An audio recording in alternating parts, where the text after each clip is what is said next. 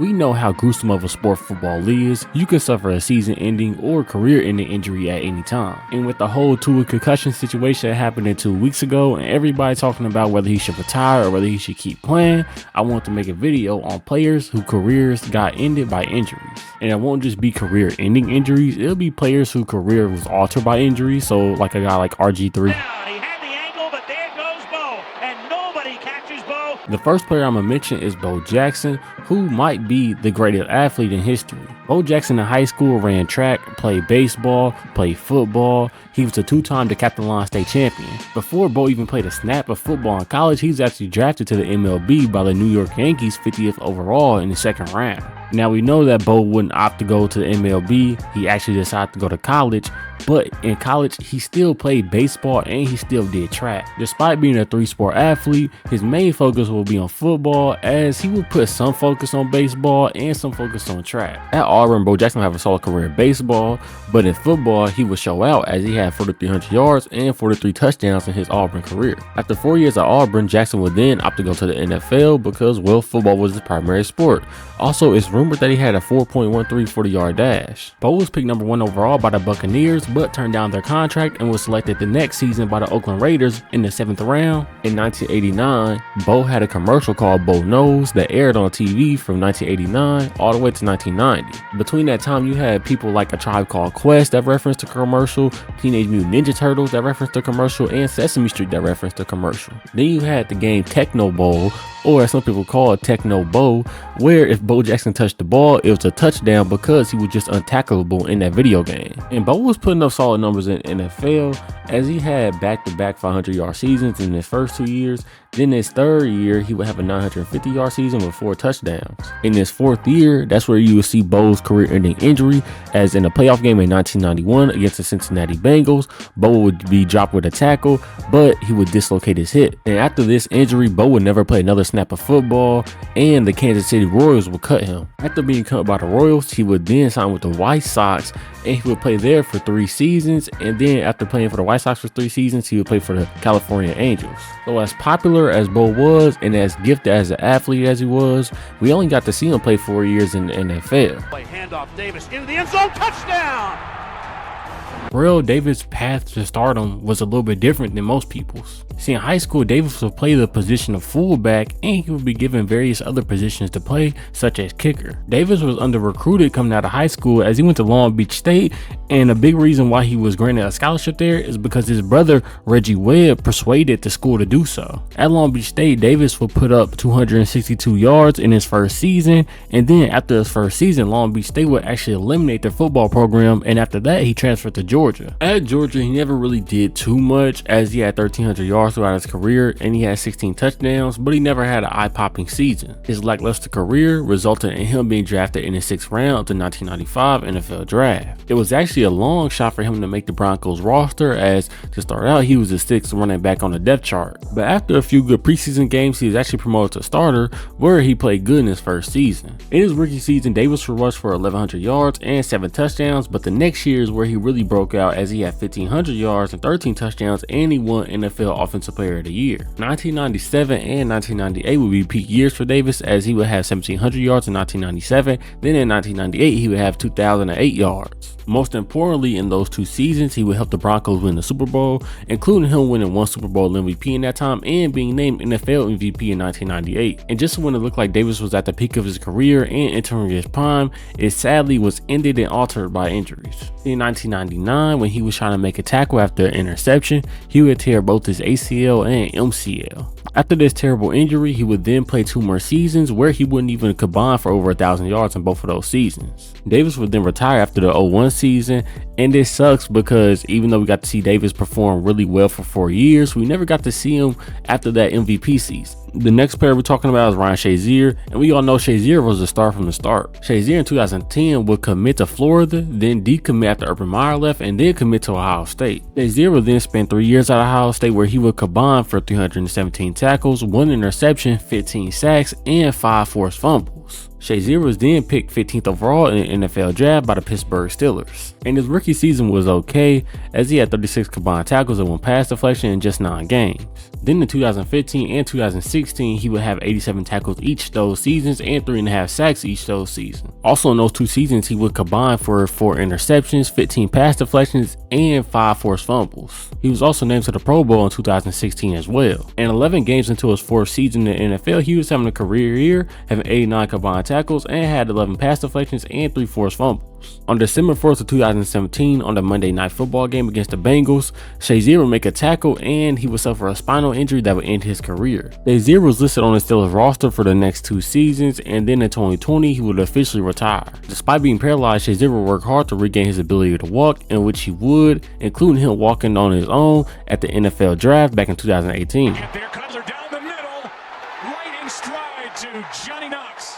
Before his injury, Johnny Knox was on his way to having a solid NFL career. Knox was a wide receiver for the Bears after being drafted by them with the 148th overall pick in the 5th round. Going into the draft, Knox was never the most known receiver because he was from Albany Christian University, which is a D2 college in Texas. At Albany Christian, Knox would put up 2 1,000-yard seasons, including 30 total touchdowns in just his 2 seasons there. Knox would help Albany Christian make it to the 3rd round of the Division II playoffs. He would be a D2 All-American, and he would break multiple Albany Christian receiving records, but like I said, he was still going under the radar when it came to the draft. Even after being drafted in the 5th round, he still had a good chance of making the team because the Bears wide receiver room wasn't really that great. I mean, he had Earl Bennett and Devin Hester, but nobody else. In his rookie season, he was actually 4th on the team in receiving yards as he had 527, and he was 2nd on the team in receiving touchdowns with 5 touchdowns. Knox will also have a 102-yard kick return touchdown against the Detroit Lions, and he will be named to the 2010 Pro Bowl. The next season, Johnny Knox will lead the Bears in receiving yards with 960 yards, and he will lead them in touchdowns with 5 touchdowns. Even though he had a better season, he still wouldn't make the Pro Bowl, but my guess is in his rookie season, he made it because he was a good special teams player. The next season, Johnny Knox will lead them in receiving yards with 727, and he was 3rd on the team in receiving touchdowns with just 2. Although in that 14th game against the Seahawks is where Johnny Knox will suffer his injury, as him and Anthony Hargrove was going for a fumble and he collided with Hargrove, leading to a spinal injury. Thankfully, after the incident, Knox maintained all the sensation in his limbs, but sadly his career would have to end after this injury. Knox would go on to coach in a couple places, including like the Buccaneers and a high school in Illinois, but it sucks that we didn't get to see the rest of his playing career. Yards and Sharpe's 3rd touchdown of the game. Most people know how good Shannon Sharpe was at football, but most people don't know how good his older brother Sterling Sharpe was. Growing up, Sterling Sharpe was just a pure athlete as he played running back, quarterback, linebacker, and not only that, he played basketball and ran track. In college, Sharpe would go to the University of South Carolina, where he would set school records for 169 career receptions and 2,497 receiving yards. He would also set a single season receiving touchdown record for South Carolina with 11. And during the 1987 season, his number 2 jersey was actually retired by the Gamecocks. In the NFL draft, he was picked 7th overall by the Green Bay Packers, where in his rookie season, he had a solid 700 yards and 1 touchdown. In his 2nd and 3rd season, he would tally over 1,000 yards each in those seasons, and he would tally over 6 touchdowns in each of those seasons. Sharpe would break multiple Packers receiving records held by Don Hudson in that 2nd season as well. In 1992, after the Packers got Brett Favre in the offseason, we would see Sterling Sharpe have the best season of his career. NFL fans around the world would see Sharpe put up 108 receptions for 1,461 yards and 13 receiving touchdowns. And in that season, Sharpe will lead the NFL in all 3 of those statistical categories as well. The next season, he will also lead the NFL in receptions with 112, and he will have 200 yards and 11 touchdowns to go along with that. In his final season, Sharpe will have 94 receptions, 1,119 yards, and he will lead the league with 18 receiving touchdowns. Near the end of the 1994 season, it was found that his neck had an abnormality and he would require surgery. After having surgery on his neck, Sterling Sharpe would never play football again, but he was still open to the idea of playing football. At the end of his career, Sterling Sharpe would be named first team All-Pro 3 times, be named to the Pro Bowl 5 times, lead the NFL in receptions 3 times, lead the NFL in receiving touchdowns 2 times, and lead the NFL in receiving yards 1 time. And he'll go down as one of the most underrated receivers of all time in NFL history. Touchdown, Marcus Lattimore, 29 yards. Before his injuries, it looked like Marcus Lattimore was going to be one of the best running backs in this century. Lattimore was a 5-star running back out of James F. Barnes High School in Duncan, South Carolina. He became one of the more decorated players in South Carolina high school football history, as he was high school junior football player of the year, he was an All-American, he won South Carolina Mr. Football, and he committed to South Carolina over schools such as Auburn, Clemson, and Georgia. And Lattimore wasn't one of those freshmen that sat for a year or got a little bit of playing time. No, when he stepped on that field for South Carolina, he made an immediate impact. In just his second game with the Gamecocks, he would have 37 carries for 182 yards and 2 touchdowns in a win against Georgia. Then we fast forward to October, where South Carolina was facing number 1 Alabama, and in that game, Lattimore would have 23 carries for 92 yards, 2 rushing touchdowns, and he would have a receiving touchdown as well. Then in the game against Georgia, he would have 29 carries for 184 yards and 1 rushing touchdown. By the end of the season, Lattimore had almost 1,200 rushing yards and 17 rushing touchdowns. He was first team All-SEC, second team All-American. He was freshman of the year in the SEC and in the nation. In his sophomore season, in just 7 games, he had 818 yards, 10 rushing touchdowns, and he was doing about the same. He was probably going to have a better season. On October 15th against the Mississippi State Bulldogs, Lattimore would tear a ligament in his knee and be out for the rest of that season, but he still made second team All-SEC. In 2012, he would return from his knee injury and he would break the school career rushing touchdown record, but he couldn't avoid the injury bug. Against Tennessee, he would dislocate his right knee, he would tear every ligament in it, and he would suffer nerve damage. Despite all the injuries, Lattimore went into the NFL draft, where he was picked by the 49ers in the 4th round,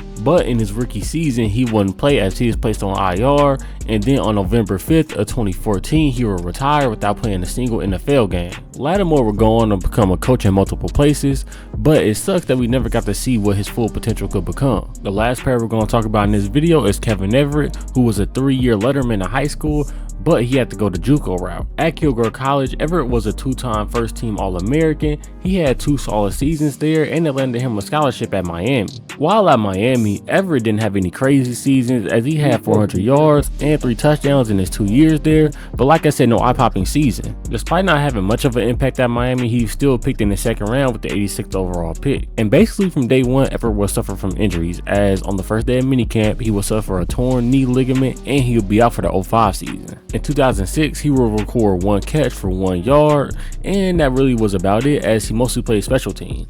In week 1 of the 2007 season, during a return, Everett will make a tackle that will result in a neck injury and a spine injury, and it will end his career. Now, I couldn't really find out what Everett does now in his life, but hopefully he's doing well. Like I said earlier, football is a gruesome sport. It sucks that we didn't see lots of these players' careers play out how they were supposed to. And I know it's a lot more players besides these that I mentioned, but if this video does good, I'll make a part 2. But that is all for this video, and until next time, I'm out. Peace.